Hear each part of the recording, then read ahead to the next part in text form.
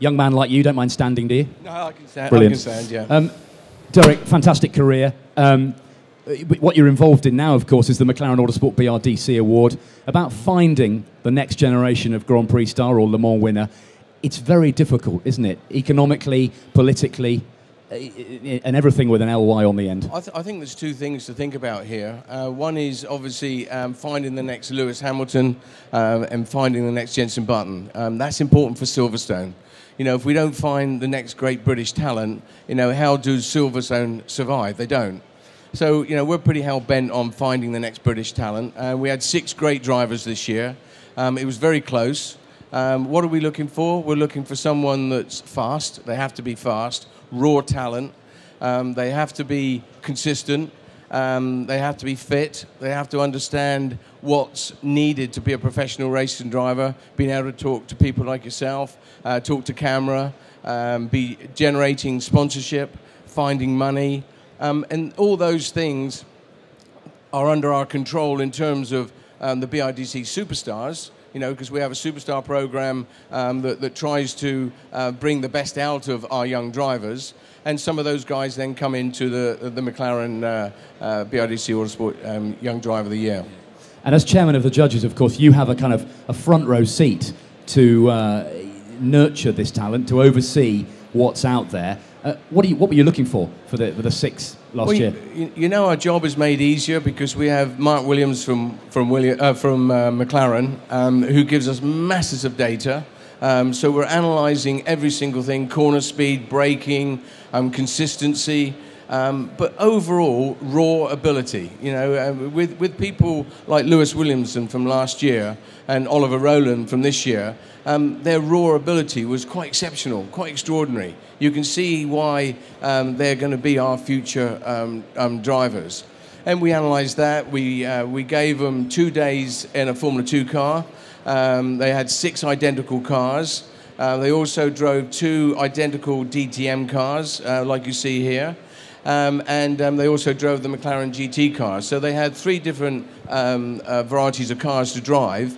And you remember, some of these guys are 17, 18, 19. They've come from Formula Ford and with horsepowers of 125 horsepower into 500 horsepower projectiles, you know, with masses of downforce. So for some of them, it was a massive step up.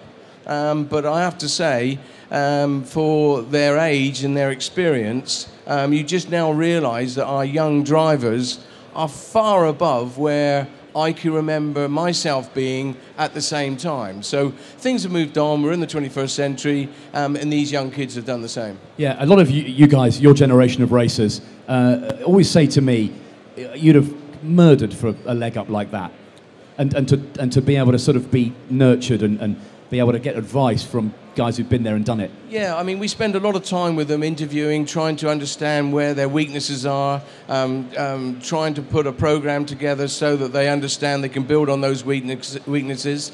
But also, you know, I look at this award as not one winner. I think we have 6 winners. I think just being involved in the award is kind of special. I think we have 6 winners, but 1 person picks up the trophy.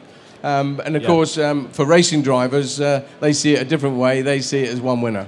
Yeah, absolutely right, because they're competitive, aren't they? Yes. There's no shame in not winning it. Being in it in the first place is very important. I think if I had the opportunity to be a part of this program, and even if I didn't win it, I think it would have been a massive thing for me to carry forward to sponsors to say that I've been recognised as one of the 6 most exciting talents in British motorsport.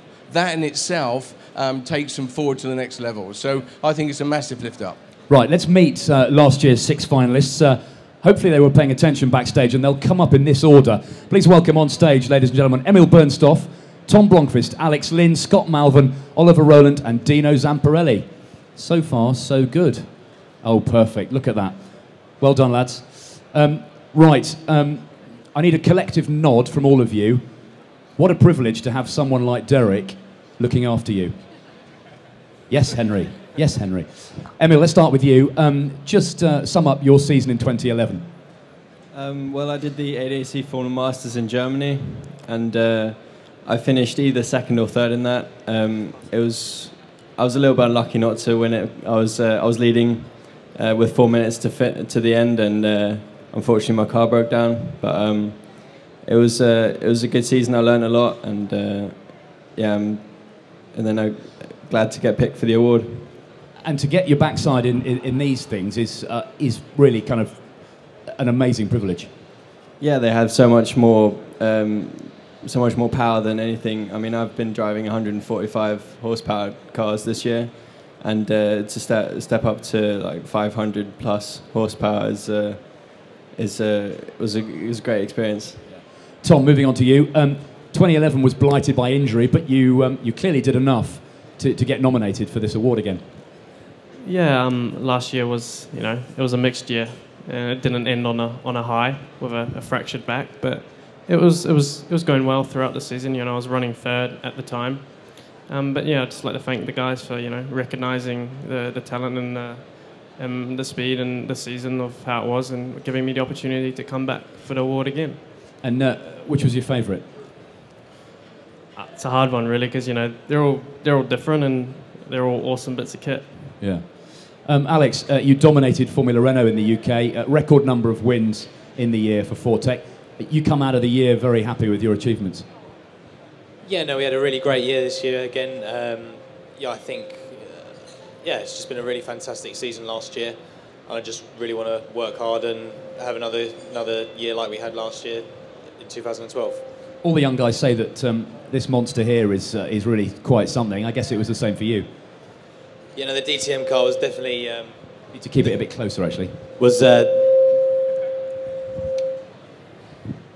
Nicely done, Derek. Yeah, the DTM car was definitely my favourite car out of all of them. Yeah, it's a fantastic piece of kit. Literally, bit of a shadow racer, really, just a bit like a single-seater, just with a roof on top of it. Yeah. Scott, another fantastic season in Formula Ford for you. You won hundreds of races in Formula Ford last year. You did what was expected of you in your second year in the series. It paid off. Yeah, definitely. We put a lot of effort in to try and sign with the top team, and we managed to do that. And all our hard work paid off. Lots of wins, Championship, Euro Cup, Festival. It was a fantastic year. Success in British Formula Ford is on every great driver's CV. That's important, isn't it? Yeah, I think it's easy to forget how popular Formula Ford has been in the past, and how important it is for young drivers to learn about mechanical grip before they jump into aero cars. Yeah, good stuff. Oliver Rowland, you won the McLaren AUTOSPORT BRDC Award last year off the back of a strong year in Formula Renault. You've been in car racing about 5 minutes, and already you are setting very high standards. I mean, coming from karting, to come into cars, I had a lot to learn in my first year, and it was quite tough at the start. We struggled a little bit. Then we started to win races towards the end, and we managed to grab second in the Formula Renault Championship, which was good. And then to come into this award, I relaxed and did what I could, and came out really good on top. Yeah. Yeah, Derek said that you guys are all winners, but you picked up the trophy. What do you think it was that made the difference? No, I'm not sure. I just made sure that I didn't put any pressure on myself. I did the best job that I could possibly do. I worked hard before it, and I was just myself, and I think that's what won it in the end. These guys all did a fantastic job, but any one of us could win, and you'll see these guys in the future doing great things, I'm sure. Yeah, very, very modest of you. Dino, in 2011, Formula Renault BARC champion. Happy with that? Yeah, considering last year I was on my sofa just watching Coronation Street or the average TV programme. Don't ever admit that ever again. I won't. Especially on here, otherwise your career will be over.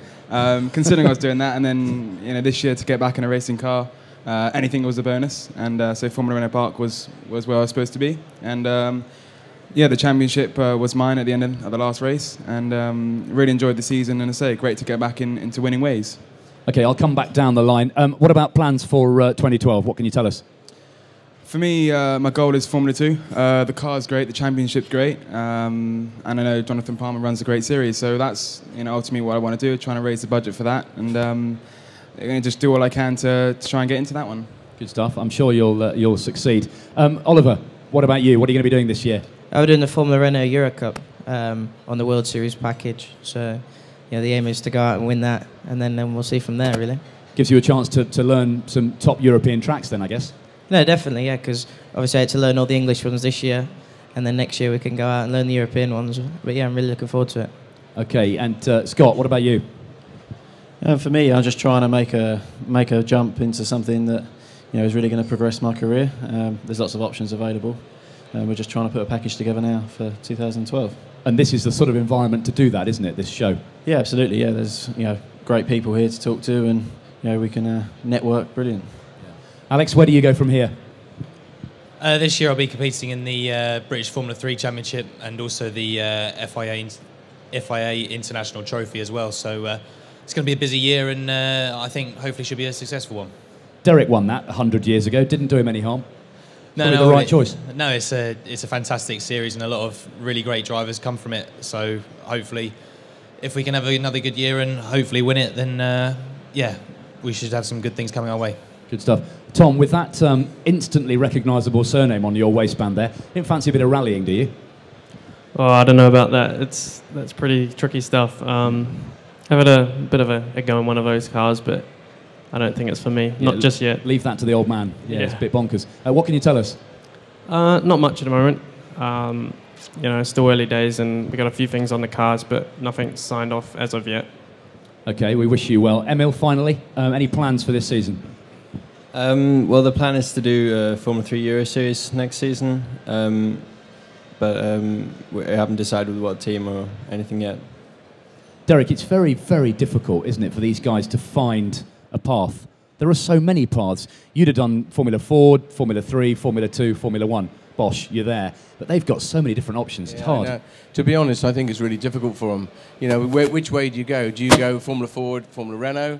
Then you've got to think about budgets. I mean, for me, I won the Formula 3 Championship in '78 on less than £20,000. These guys need $750,000 to do Formula 3. So that's depressing, isn't it? Yeah. Formula 3 champion on 20 grand. But that's when we ran it out of a trailer, and things changed after that. It's much more professional now. But we've moved into the 21st century. That's what these guys have got to find. I was talking to Emil earlier on, and he's got a 2-year program he's looking at for European Formula 3. That's 1.2 million euros. So these guys got a big job ahead of them. But I have to say, getting back to the award, what really impressed me with all 6 of them is how close they were together. With some of them with very limited seat time, how close they were. So, I'd like to repeat again what a great job they've done, and I wish them all the best, because these are our best drivers for the future. So, all you guys out there, you've got to realise that these 6 guys need as much help as they can to make the next lift and make the next move into motor racing. They are our future. They are our next Lewis Hamilton and Jenson Buttons. We will be covering your progress closely in Autosport and on Autosport.com, of course. Best of luck for the season ahead. Ladies and gentlemen, our McLaren Autosport BRDC finalists, and our thanks to Chairman of the Judges, Derek Warwick. Thank you, gents.